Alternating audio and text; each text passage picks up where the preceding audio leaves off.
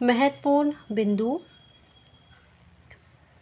तारे, सूर्य, ग्रह, क्षुद्र ग्रह, उल्काएं, धूमकेतु, आकाशगंगा, चंद्रमा आदि सभी आकाशीय पिंड ब्रह्मांड के खगोलीय पिंड हैं।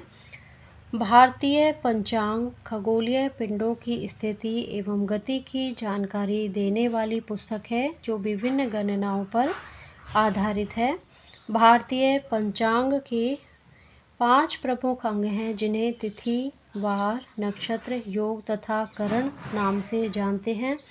चंद्रमा के क्रांति पथ में पड़ने वाले तारों के विशेष आकृति के समूह को नक्षत्र से जानते हैं। नक्षत्रों की संख्या 27 है। यह पृथ्वी चंद्रमा की गतियों के दौरान मार्ग में पहचाने गए हैं।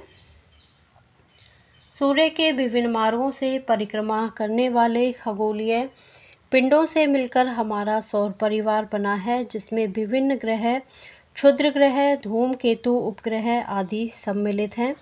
अंतर्राष्ट्रीय खगोलीय संघ से मान्यता प्राप्त ग्रहों की संख्या 8 है जो सूर्य से दूरी के आधार पर क्रमशः बुध, शुक्र, पृथ्वी, मंगल, बृहस्पति, शनि, अरुण एवं वरुण है।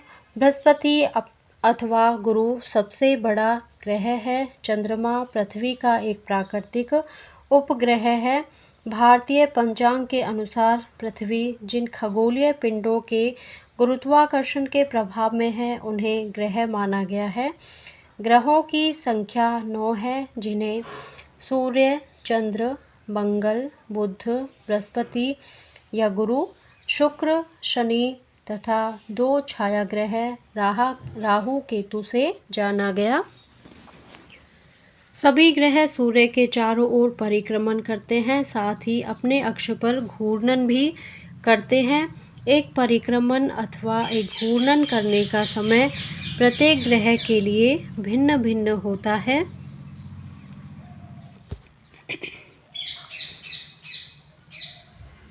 पृथ्वी सूर्य के चारों ओर लगभग 12 मास में एक चक्कर पूरा करती है। पृथ्वी के इस क्रांति पथ को 12 भागों में विभाजित किया गया है। प्रत्येक भाग में पड़ने वाले विशेष नक्षत्र के समूह को राशि कहा जाता है। इन्हें सौर मास के नाम से भी जानते हैं तथा इन्हें मेष, वृष, मिथुन, कर्क, सिंह, कन्या, तुला, वृश्चिक, धनु, मकर, कुंभ व मीन से जाना जाता है। पृथ्वी के क्रांति पथ को 2 भागों में बांटे तो एक भाग के लिए यह 6 मास तक सूर्य की स्थिति पूर्व उत्तर पश्चिम रहती है जिसे उत्तरायण कहते हैं तथा अगले 6 मास तक प्रतिदिन सूर्य की स्थिति पूर्व दक्षिण पश्चिम की ओर होती है जिसे दक्षिणायन से जानते हैं। जब बुध सूर्य की परिक्रमा के दौरान सूर्य एवं पृथ्वी या अन्य कोई ग्रह के बीच से सीधा गुजरता है तो पृथ्वी से ऐसे दिखता है जैसे सूर्य के चेहरे पर काला तिल जो धीरे धीरे आगे खिसकता रहता है। इस खगोलीय घटना को बुध परागमन कहते हैं। इसी प्रकार शुक्र परागमन की घटना भी घटित होती है। ये घटनाएं समय समय पर वैज्ञानिकों द्वारा देखी और आगे भी देखी जा सकेंगी। अमावस्या के अंत पर सूर्य चंद्र दोनों एक समान राशि अंश पर रहते हैं। शीघ्र गतिमान चंद्रमा जब सूर्य से क्रमिक 12 अंशों का अंतर सिद्ध करता है उस कालांश अंतरांश को प्रतिपदा तिथि कहते हैं जो आगे इसी प्रकार 12-12 अंशों के अंतर से तिथियां मानी जाती हैं। एक मास में 2 पक्ष जिन्हें शुक्ल पक्ष बढ़ता हुआ चंद्रमा तथा कृष्ण पक्ष घटता हुआ चंद्रमा कहते हैं। प्रत्येक पक्ष में 15-15 तिथियां होती हैं। शुक्ल पक्ष की अंतिम तिथि पूर्णिमा तथा कृष्ण पक्ष की अंतिम तिथि अमावस्या होती है। पूर्णिमा को चंद्रमा प्राय जिस नक्षत्र पर रहता है उस चंद्रमास का नाम उस नक्षत्र के आधार पर रखा गया है।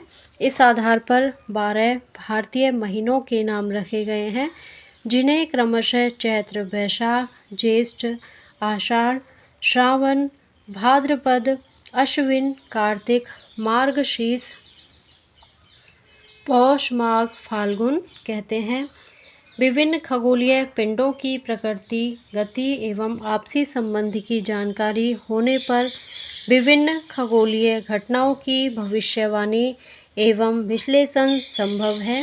प्राचीन भारत में आर्यभट्ट, वराहमिहिर, भास्कराचार्य आदि ऐसे महान भारतीय खगोलविद एवं गणितज्ञ हुए हैं जिन्होंने इस क्षेत्र में कई सूत्र, सिद्धांत एवं नई जानकारियां देकर संपूर्ण विश्व को आलोकित किया है।